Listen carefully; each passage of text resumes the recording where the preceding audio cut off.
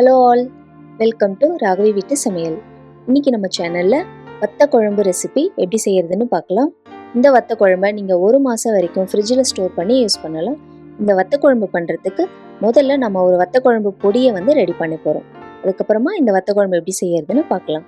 அதுக்கு முன்னாடி நம்ம சேனலில் இப்போ தான் ஃபர்ஸ்ட் டைம் பார்க்குறீங்க அப்படின்னா ராகவி வீட்டு சமையலை சப்ஸ்கிரைப் பண்ணிக்கோங்க.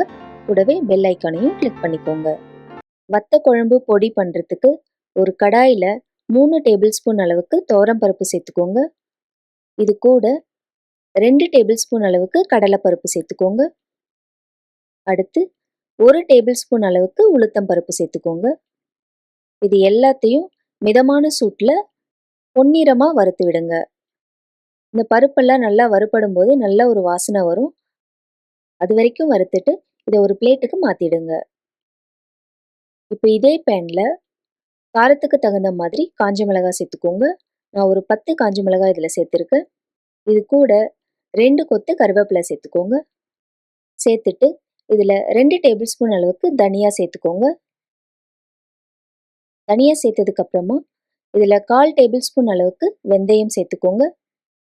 வெந்தயம் சேர்த்துட்டு இதில் 1 டீஸ்பூன் அளவுக்கு கடுகு சேர்த்துக்கோங்க. அடுத்து 1 டீஸ்பூன் அளவுக்கு எள்ளு சேர்த்துக்கோங்க. எள்ளு ஆப்ஷனல் தான், எள்ளு சேர்க்கலனாலும் பரவாயில்ல.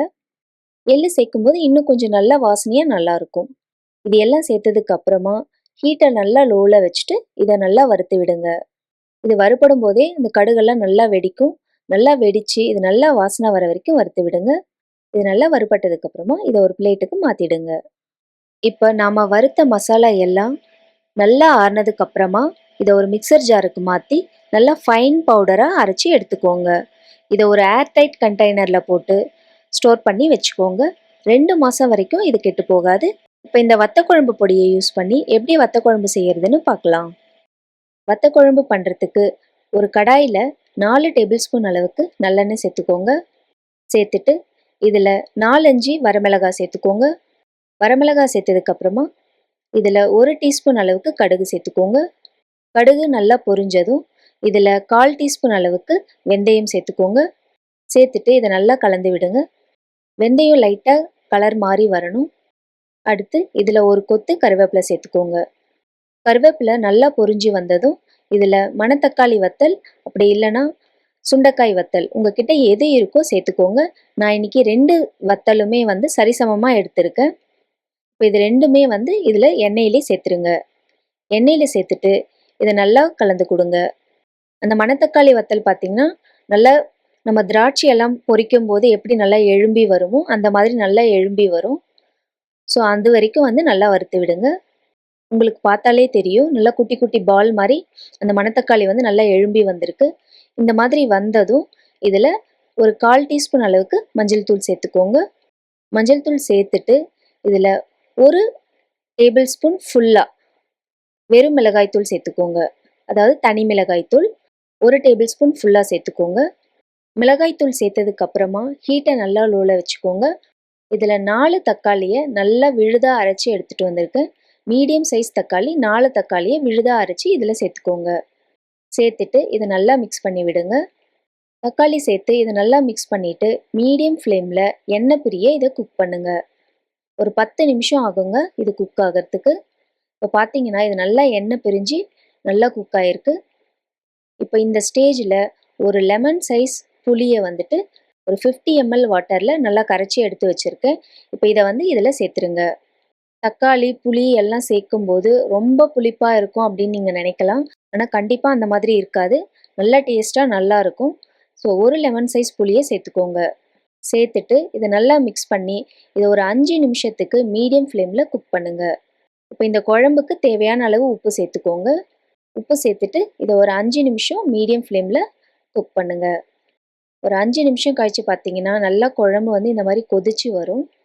இந்த மாதிரி நல்லா கொதிச்சு வரும்போது இந்த ஸ்டேஜில் நம்ம அரைச்சி வச்ச வத்த குழம்பு பொடியை 1 டேபிள் ஸ்பூன் ஃபுல்லாக சேர்த்துக்கோங்க.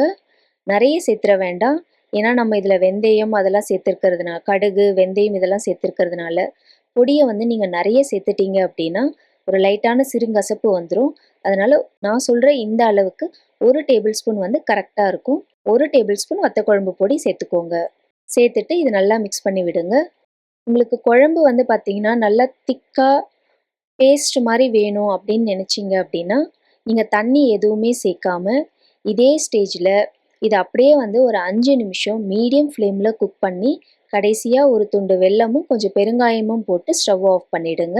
பேஸ்ட் கன்சிஸ்டன்சி உங்களுக்கு கரெக்டாக கிடைக்கும். நான் வந்து பார்த்தீங்கன்னா இன்றைக்கி கொஞ்சம் கிரேவி கன்சிஸ்டன்சியில் தான் செய்ய போகிறேன். ஸோ அதனால் வந்து ஒரு 1/4 கப் அளவுக்கு மட்டும் தண்ணி சேர்த்துருக்கேன்.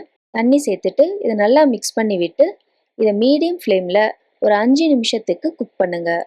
பார்த்தீங்கன்னா ஒரு 5 நிமிஷம் இது நல்லா குக் ஆகிருக்கு. 5 நிமிஷம் கழித்து இதில் கொஞ்சமாக வந்து பெருங்காயத்தூள் சேர்த்துக்கோங்க. பெருங்காயத்தூள் சேர்த்துட்டு இதில் ஒரு சின்ன துண்டு வெல்லம் சேர்த்துக்கோங்க. சேர்த்துட்டு இதை நல்லா மிக்ஸ் பண்ணி விட்டுட்டு ஸ்டவ்வை ஆஃப் பண்ணிவிடுங்க.